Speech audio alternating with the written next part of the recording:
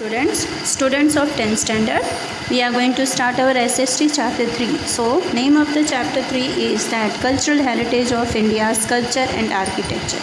अब cultural heritage of India के बारे में तो हमने इससे पहले भी 2 चैप्टर में पढ़ा है। अब कल्चरल हेरिटेज तो ठीक है, वो सब तो भारत की हैं, उसके साथ साथ कल्चर एंड आर्किटेक्चर का क्या महत्व है वो हम इस चैप्टर में पढ़ेंगे। India is a world famous for its rich cultural heritage. अपना भारत जो है वो काफ़ी फेमस माना जाता है कल्चरल हेरिटेज के लिए। The art of sculpture and architecture has brought a unique identity to India. अपनी स्कल्पचर, अब ये जो कला है स्कल्पचर और आर्किटेक्चर की, वो अनोखी कला में से गिनी जाती है भारत के लिए। Town planning of India's culture of ancient India was greater than contemporary town planning of the world and it is very remarkable। अब जो टाउन प्लानिंग यानी कि टाउन प्लानिंग जो की जाती थी जब प्राचीन भारत के दौर से, तब वो जो उस टाइम की जो टाउन प्लानिंग है वो पूरे दुनिया में काफ़ी प्रसिद्ध है या बहुत ही देखने लायक मानी जाती थी। Sculpture means to carve the feelings of stone. Sculpture का मतलब होता है कि पत्थरों के ऊपर ही कार्व करना, ऐसे डिज़ाइंस बनाना जो कि स्टोन के अंदर ही बने रहें, और वुड का कई जगह पे यूज़ किया जाता है, और on metal with hammer and चीज़र।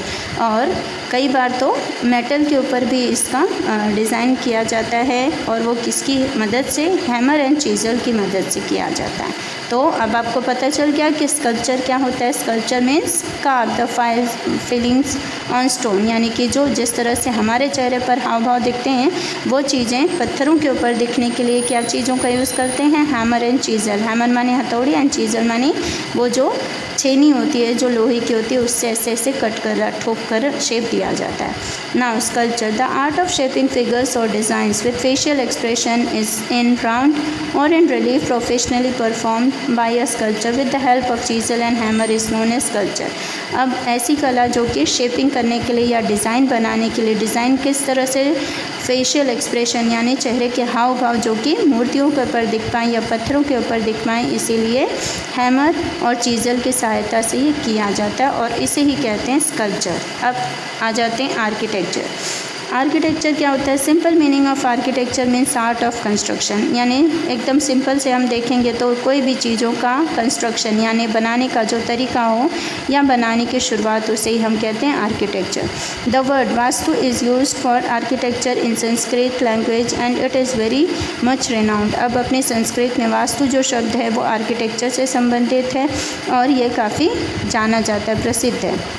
In this reference, art of constructing buildings, house, towns, wells, forts, minarets, temples, mosques and tombs is called architecture। अब इस क्षेत्र में कई सारी चीज़ें बनाई जाती हैं, जैसे कि बिल्डिंग हो गए, घर हो गए, टाउन्स हो गए, well, fort, minarets, temples, mosques and tombs, ये सारी चीज़ों की जो बनावट होती है उसे हम कहते हैं architecture.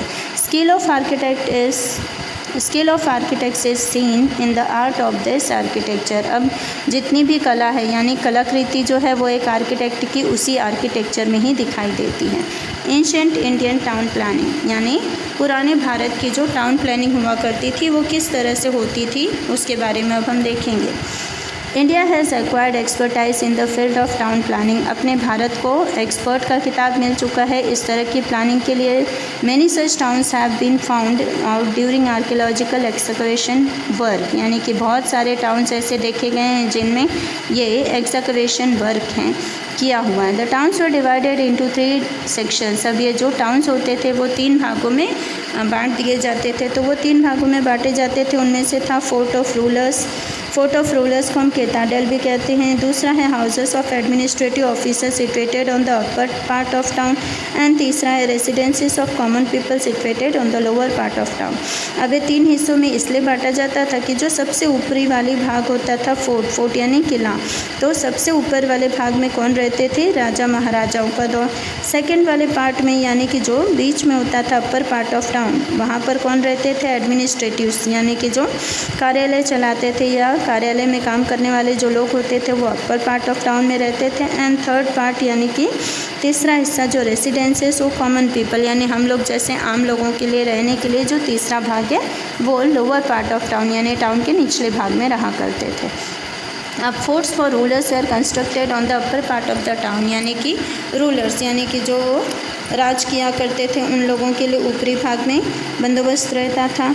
Upper part of the town is safe and protected with houses having 2 to 5 rooms. अब ऊपरी जो भाग होता था वो काफ़ी सेफ़ माना जाता था और प्रोटेक्टेड यानी हर तरह से बचा हुआ कि सेफ़ रहता था, वहाँ पे किसी चीज़ की परेशानी नहीं होती थी और उसमें 2 से लेकर 5 कमरे तक होते थे।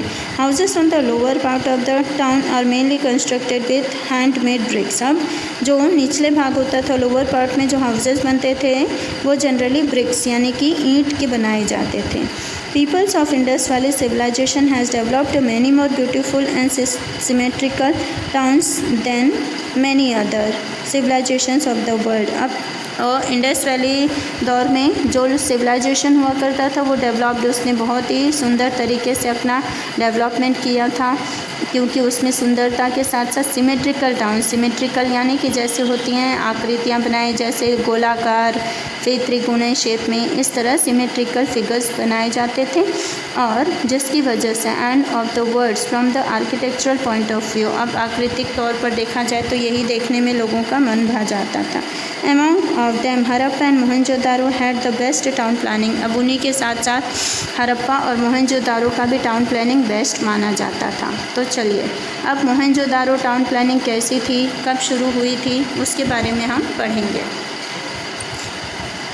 In 1922, archaeologists named Rakhaldas Banerjee and Dayaram Saini found out remains of huge town। अब 1922 की बात है। आर्कियोलॉजिस्ट जैसे कि राखलदास बनर्जी और दयाराम सैनी द्वारा इसकी शुरुआत हुई। Huge towns planning during excavation work. अब एक्सकवेशन के दौर में which was planning being carried out under the guidance of sir John, जो कि गाइडेंस में किसके, sir John Marshall and colonial Mac, इनके गाइडेंस में शुरुआत हुई थी।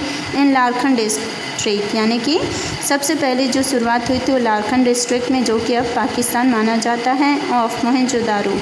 And Mohenjodaro means the heap of the deads. Mohenjodaro का मतलब होता है heap of the deads, heap of the यानी मरे हुए लोगों का ढेर।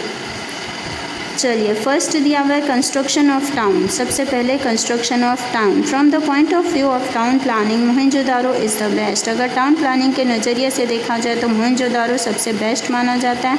Houses were built on high plain to protect them from floods and dampness. अब इसे ऊंचे ऊंचे ऊपर घर बनाए जाते थे जिससे फ्लड्स यानी कि बारिश का जो पानी है उसकी वजह से बाढ़ या गंदगी जो है वो घरों में ना भर जाए। The houses of the rich people were double storeyed having 5 to 7 rooms. अब जो डबल स्टोरेड मकान होते थे उसमें कमरे 5 से 7 कमरे होते थे। While those of poor people, और जबकि जो गरीब लोग हुआ करते थे उनके कमरे